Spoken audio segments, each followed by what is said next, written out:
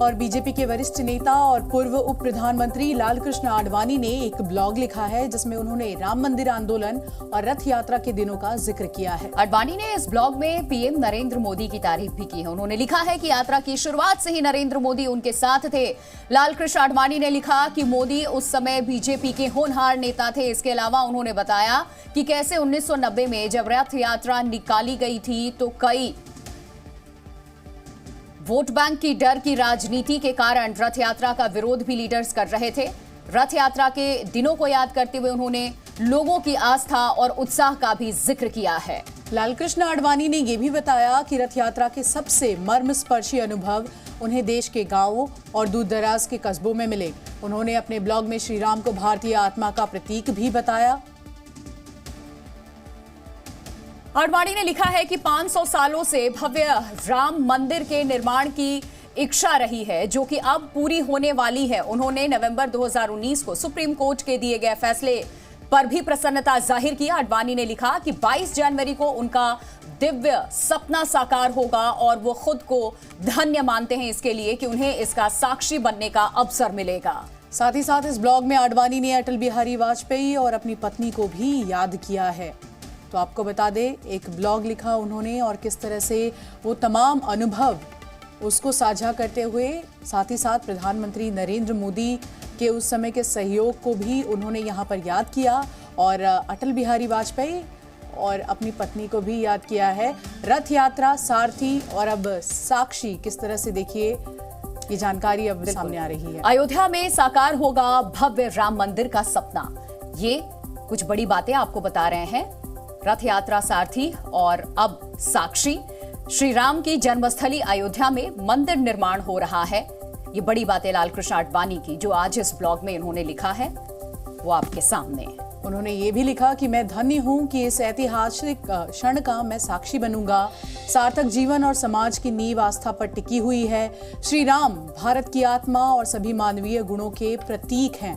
इसके अलावा श्री राम भारत की राष्ट्रीय पहचान का प्रतीक है, इसका भी जिक्र किया। 500 वर्षों से राम मंदिर के पुनः निर्माण की इच्छा रही है। आजादी के बाद राम जन्मभूमि आंदोलन सबसे निर्णायक, मेरी राजनीतिक यात्रा में आंदोलन सबसे परिवर्तनकारी साबित हुआ। नियति ने 1990 में रथ यात्रा का कर्तव्य निभाने का अवसर दिया। साथ ही उन्होंने ये भी लिखा कि मुझे पहले ही महसूस होता था कि अयोध्या में भव्य राम मंदिर बनेगा और भव्य राम मंदिर का निर्माण बीजेपी की प्रबल इच्छा रही है। ये सभी मानते हैं कि अयोध्या में मंदिर तोड़कर मस्जिद बनाई गई। पुरातात्विक साक्ष्यों से इसकी पुष्टि हुई कि अयोध्या में पहले मंदिर था। 12 सितंबर 1990 को मैंने रथ यात्रा निकालने की घोषणा की थी। 25 सितंबर 1990 को यात्रा की शुरुआत सोमनाथ मंदिर से हुई। रथ यात्रा की शुरुआत से वर्तमान प्रधानमंत्री नरेंद्र मोदी मेरे साथ थे। मुझे अनुभव हुआ कि यात्रा का नेतृत्व करना मात्र एक संयोग था। मैं तो केवल एक सारथी था, प्रमुख संदेशवाहक स्वयं रथी था। धार्मिक बातों के माध्यम से राष्ट्रवाद का संदेश देने की अनुभूति हुई। राम मंदिर का मुद्दा हमारी भारतीयता की भावना से जुड़ा है। मैंने हमेशा मुस्लिमों को स्वतंत्र भारत में समानता पर बल दिया। मैंने मुस्लिम नेताओं से हिंदू भावना के सम्मान की अपील की थी। वहीं उन्होंने ये भी लिखा कि आंदोलन धर्मनिरपेक्षता और इसी के साथ साथ आपको आगे की चीज जो बीच का अंतर है वो भी बताती है। मुस्लिम वोटों को खोने के डर से कई दल समर्थन करने से उस वक्त कतराए भी थे।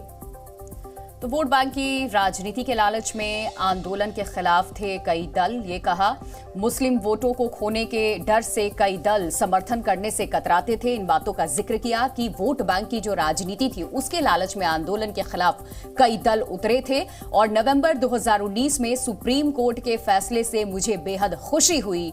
ये लालकृष्ण आडवाणी ने ब्लॉग में जो बातें लिखी वो आपके सामने। पीएम मोदी की सरकार सभी संगठनों का आंदोलन में बहुमूल्य योगदान रहा।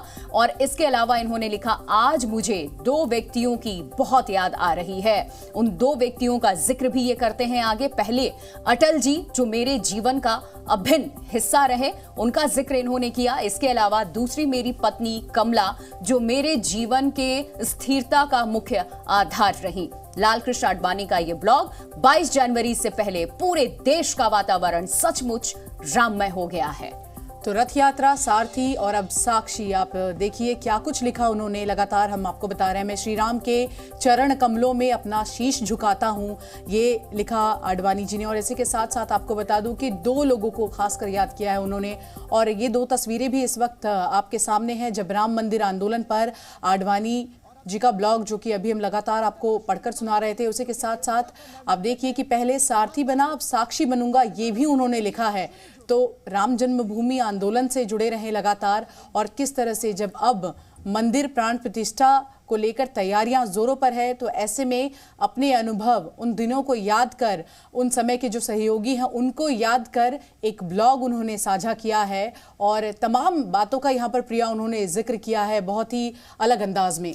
ये तस्वीर हम उस वक्त की आपको दिखा रहे हैं जब यहाँ पर रथ यात्रा निकाली गई थी। लाल कृष्ण आडवाणी की अगुवाई में ये यात्रा निकली थी। इसका आह्वान उन्होंने किया था कि इसका सारथी बना, जिसका जिक्र ये करते आज नजर आ रहे हैं। और अब 22 जनवरी के उस पल का साक्षी भी बनूंगा मैं।